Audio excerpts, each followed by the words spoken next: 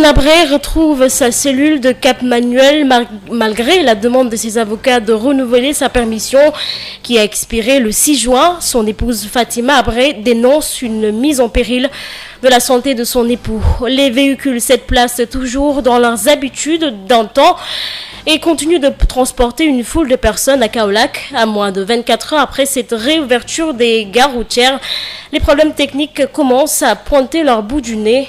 Le président régional du groupement des chauffeurs transporteurs de la région de Kaolack demande des solutions urgentes. La Covid-19 impacte négativement sur la lutte des autres maladies qui prévaut dans le pays.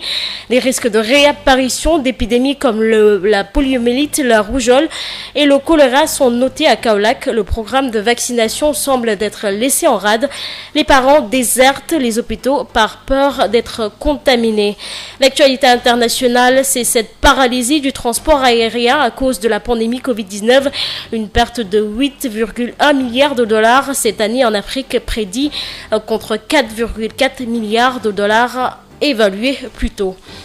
L'essentiel de l'actualité de la semaine vous sera présenté par Josette Kali. La partie technique de ce journal est assurée par Pape Abdoulaye Dieye. Sud-Nuit. Aïssatou Gueye-Ba. Nabré retrouve sa cellule de Cap Manuel malgré la demande de ses avocats au juge d'application de renouveler sa permission qui a expiré ce 6 juin selon son épouse Fatima Abré. La pandémie du Covid-19 qui avait justifié sa permission est encore présente. Elle dénonce une mise en péril de la santé de son époux. Et puis les véhicules 7 places transportent toujours le nombre habituel. Des clients s'entassent comme des sardines. Les mesures barrières sont respectées à la gare routière Liberté de Kaolack. Mais l'absence de thermoflash est un risque. Omar Senghor, chauffeur et chargé du remplissage des fiches déplore. Il est avec Mamadou Camara. Nous sommes en train de gérer les mesures barrières. Nous sommes en train de lutter contre cette pandémie. Vous avez une feuille devant vous, c'est quoi? Voilà, on nous a donné des fiches parvenant du gouvernement, des fiches qu'on remplit pour pouvoir identifier les clients avant de partir. D'abord, ils prennent le soin de...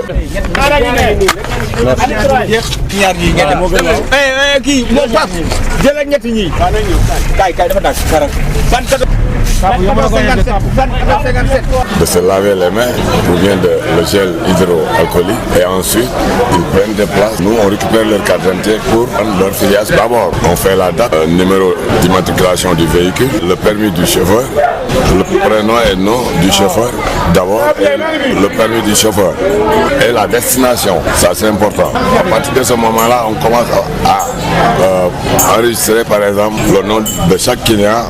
On prend le numéro de la carte d'identité, son numéro de téléphone, la destination a été déjà faite. C'est comme ça qu'on passe en géant, c'est comme d'habitude. Pour une reprise huilée du trafic interurbain, le maire de la commune ouest de Thiès, administrateur de la gare routière, entend accompagner les acteurs du transport pour une meilleure organisation de cette gare routière face au contexte de Covid-19. À Lussan, le maire de Thiès-Ouest est avec Baba Karnao. C'est un peu difficile de redémarrer. Je note encore une fois que le secteur du transport est le secteur qui était le plus touché par le Covid.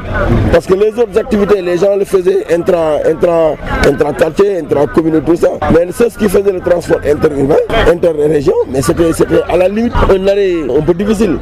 Et rendons grâce à Dieu, ils ont été sensibilisés, ils ont compris que la maladie est encore là. Mais qu'il faut faire avec. Faire avec c'est quoi? C'est respecter les mesures barrières, et prendre toutes les dispositions idoines pour vraiment que le transport puisse redémarrer, que le transport ne soit pas le secteur vraiment qui va favoriser la propagation du virus. Ça c'est important. Mais l'essentiel est que toutes les dispositions, on n'oublie pas le service d'hygiène, la police qui est en train d'abattre un travail extraordinaire pour organiser. Et je crois que c'est ce qui nous attendait. Nous en félicitons et nous félicitons les responsables de la gare routière, tous confondus. Maintenant, ce qu'ils ont déploré, c'est le transport irrégulier. Le transport est en train de créer un problème. Et on n'aimerait pas que le virus soit transmis à partir du transport irrégulier et que l'on dise que c'est le transport dans son ensemble. Non. C'est des gens qui n'ont pas de licence ni d'autorisation, qui sont en train de pratiquer le transport de manière irrégulière et clandestine. Il faudrait vraiment que les mesures vraiment très strictes soient prises en sens.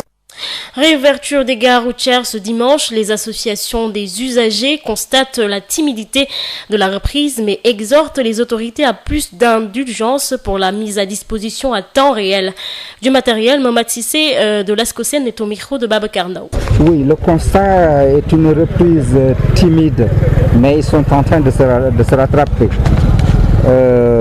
Les mesures barrières, ce n'est pas des mesures qui sont insurmontables. Le port de masque est obligatoire, le gel que doit avoir le chauffeur dans sa voiture et le respect de la distance physique. Et surtout quand même l'établissement d'une liste qui permet de faire la traçabilité de l'usager. Ceci est très important. Ils sont en train de faire une petite administration allant dans ce sens-là.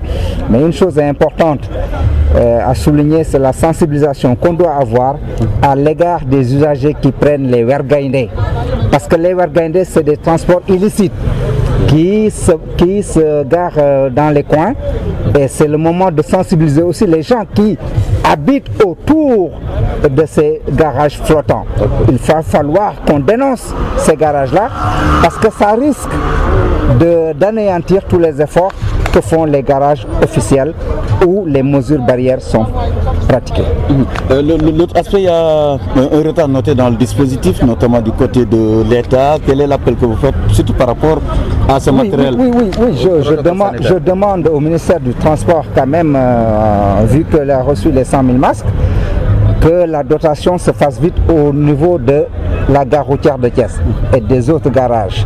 Parce que ça permet au moins que le personnel soit protégé et éventuellement les usagers qui n'ont pas eu leur masque de se protéger pendant le durée du trajet. Voilà. C'est important. Et à Kaolack, à moins de 24 heures après l'ouverture des gares routières, les problèmes de visite technique des assurances et du respect du nombre de passagers dans les véhicules de transport interurbain sont constatés.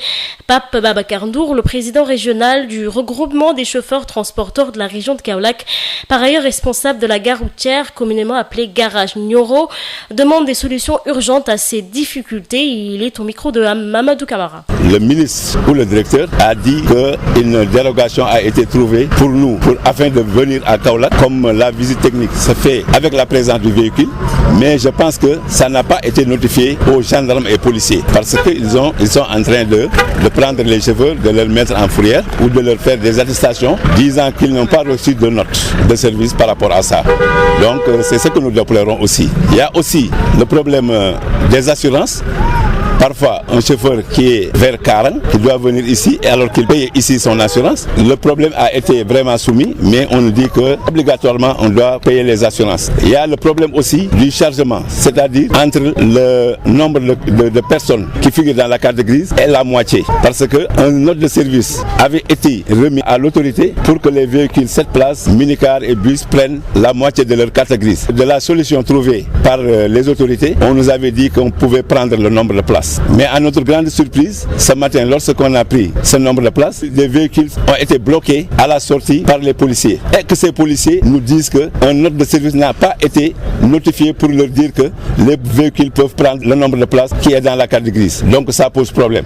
La faute n'est pas à nous, mais que le directeur des transports envoie une note, un arrêté aux autorités pour assouplissement soit fait dans les régions. Mais heureusement, avec la compréhension du commissaire, il a laissé les véhicules et on est en train de charger le nombre de places qui figurent dans les cartes grises. Dans cette région, il y a également des risques de réapparition d'épidémies comme la poliomyélite, la rougeole et le choléra. Le programme élargi de vaccination semble être laissé en rade au profit de la lutte contre la Covid-19. Les parents ont déserté les postes de santé et ont peur d'aller se vacciner, ou plutôt vacciner leurs enfants contre certaines maladies à cause de risques de contamination de la Covid-19. Le collectif des comités de développement sanitaire de Kaolack alerte et demande une vaste campagne de sensibilisation. Reportage Mamadou Camara. Les comités de développement sanitaire qui dépendent du district sanitaire de Kaolack alertent les autorités administratives et médicales sur les risques de réapparition des épidémies comme la rougeole, la poliomyélite. Selon le secrétaire général du collectif des comités de développement sanitaire de Kaolack, le programme élargi de vaccination est négligé au profit de la lutte contre la propagation de la COVID-19. El Hadji Abdoul Aziz Sy est le secrétaire général du collectif des comités de développement sanitaire au niveau du district sanitaire de Kaolack. Nous avons constaté que les enfants qui doivent se faire vacciner au niveau de nos postes de santé ne se font plus faire vacciner. Et nous savons que le PEV lutte contre cette maladie. Et si nous ne faisons pas attention, une épidémie de rougeole ou bien de la poliomyélite ou bien même de choléra peuvent subvenir. Et cela tout simplement parce que les enfants ne continuent pas à se faire vacciner pour qu'ils soient immunisés de cette maladie. Les parents même ne viennent plus, à plus forte, ils n'amènent plus les enfants. Aussi, il y a aussi une sorte d'intoxication qui disent que les vaccins là ne sont pas bons. On va vers l'hivernage, ils doivent terminer les vaccinations. Donc nous lançons un appel vraiment à ce qu'on amène les enfants au niveau des postes de santé pour les faire vacciner. Nous demandons au ministre de la Santé de dire à tous les comités de développement sanitaire que ce que nous sommes en train de faire, nous sommes en train de dénicher, nous sommes en train de détecter les enfants là que l'on appelle les enfants perdus. Nous sommes allés dans les maisons avec évidemment les ICP, avec les relais communautaires. Nous sommes en train de les détecter et nous sommes en train de les pousser à aller vraiment terminer leur vaccination. Les comités de développement sanitaire, non seulement ils mènent des campagnes de sensibilisation dans la lutte contre la COVID-19, mais aussi ils continuent de sensibiliser les parents pour la vaccination des enfants. Pour rappel, le district sanitaire de Kaolack compte 26 postes de santé. Kaolack, Mamadou Camara, Sud FM. Mamadou Camara, le collectif des comités de développement sanitaire est très remonté contre les responsables de la couverture maladie universelle. Ce dit collectif exige le paiement d'arriérés d'indemnités, une protection du personnel médical dans les 26 postes de santé du district sanitaire de Kaolack. Mais également, les recettes ont connu une baisse considérable. Ils interpellent les autorités étatiques et sanitaires du Sénégal. El Hadji Abdoul Aziz Sy, le secrétaire général du collectif des comités de développement sanitaire de Kaolack, est toujours avec vous.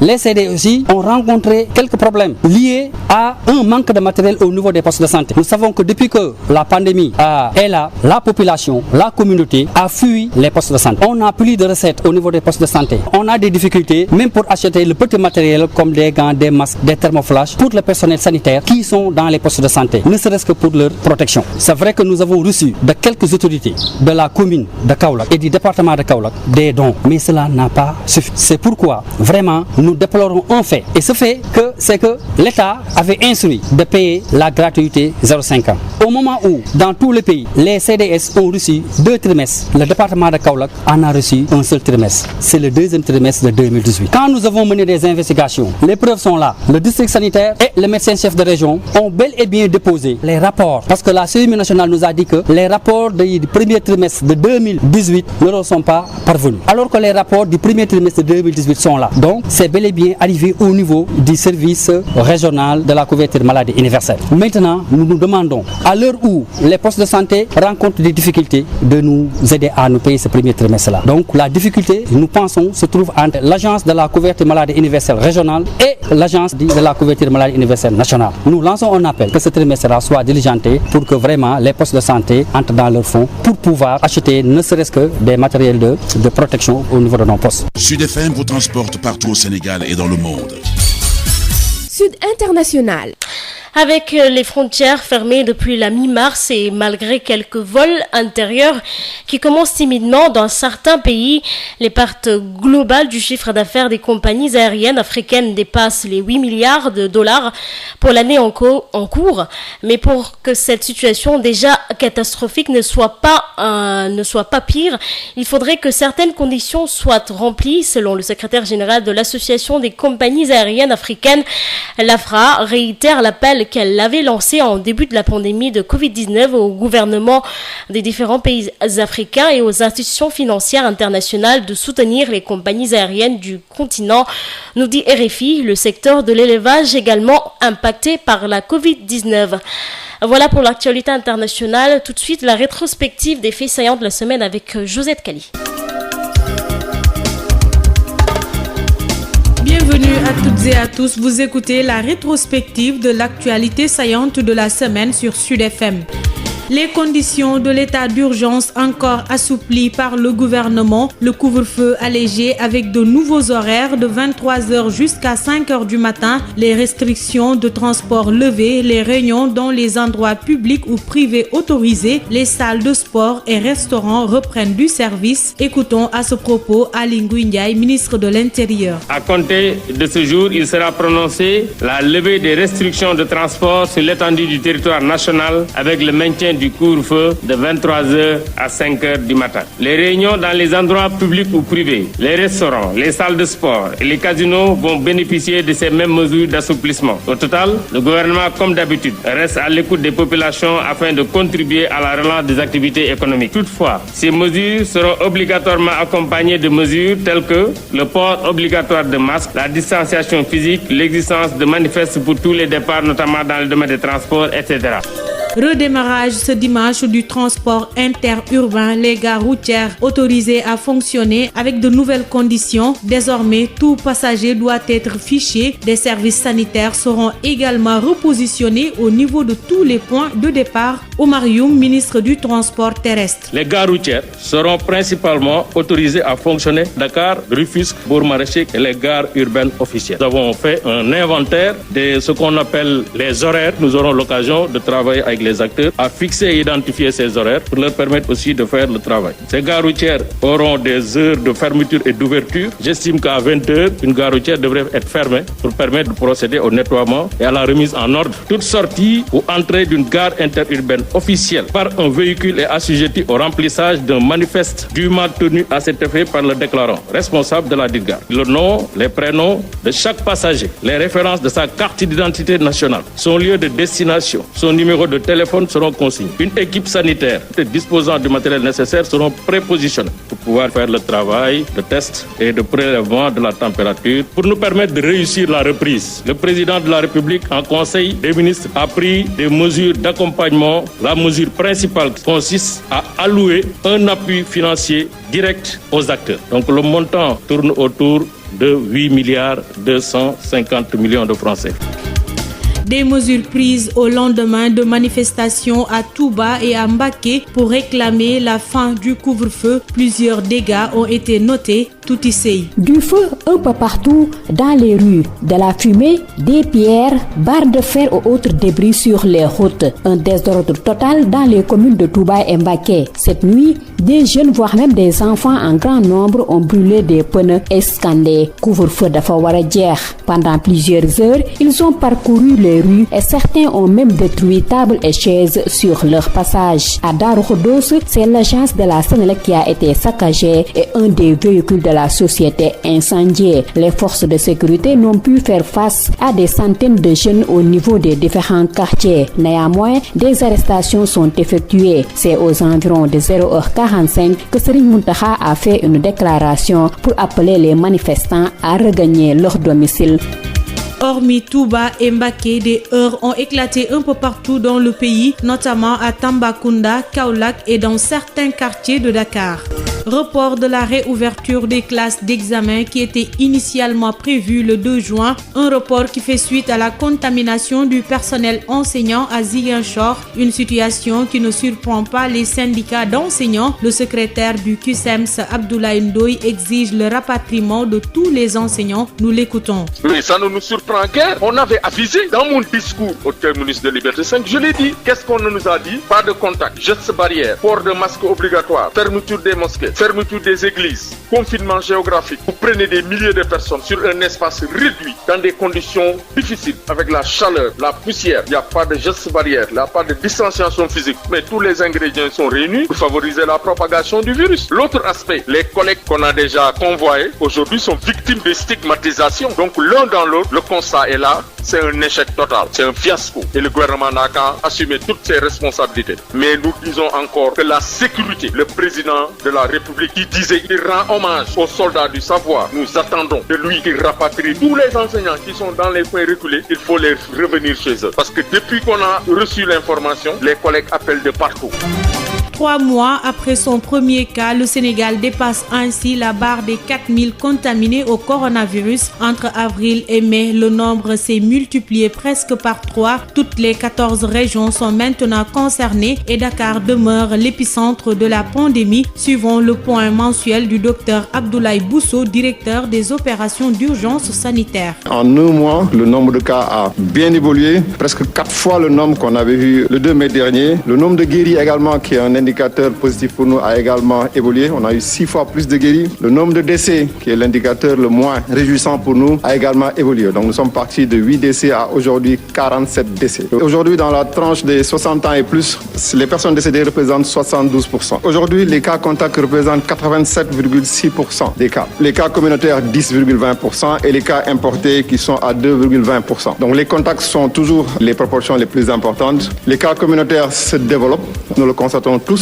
parce que tout simplement, les populations continuent à circuler et ces cas, il faudra s'attendre également à ce que ces cas augmentent. Maintenant, si on va sur l'aspect clinique, la majorité de nos patients sont asymptomatiques. Et nous sommes aujourd'hui à 60,7% de personnes qui sont testées positives et qui ne présentent pas de symptômes. Et la proportion de personnes ayant des symptômes représente que 39,3%. Aujourd'hui, toutes les régions du Sénégal sont touchées. Par rapport aux districts également, nous étions à 33 districts touchés. Aujourd'hui, nous sommes à 51 districts touchés, sur les 79 que compte notre pays. La région de Dakar, évidemment, compte le plus grand nombre de cas. Aujourd'hui, nous sommes à 74,6% des cas. Nous avons 55% d'hommes touchés et 45% de femmes qui sont actuellement touchées. Le personnel de santé est impacté par cette épidémie. Donc, à ce jour, nous avons noté 136 agents de santé touchés. Sur le plan du diagnostic laboratoire, à ce jour, nous sommes à 58 742 tests réalisés. Sur l'ensemble de ces tests, l'Institut Pasteur a réalisé les 90% et l'IRSF les 10%. Aujourd'hui, toutes les régions ont un site de prise en charge. Et cet indicateur pourrait augmenter si les mesures barrières ne sont pas respectées. Ainsi prend fin la rétrospective des faits marquants de la semaine sur Sud FM Sen Radio. Rendez-vous dimanche prochain.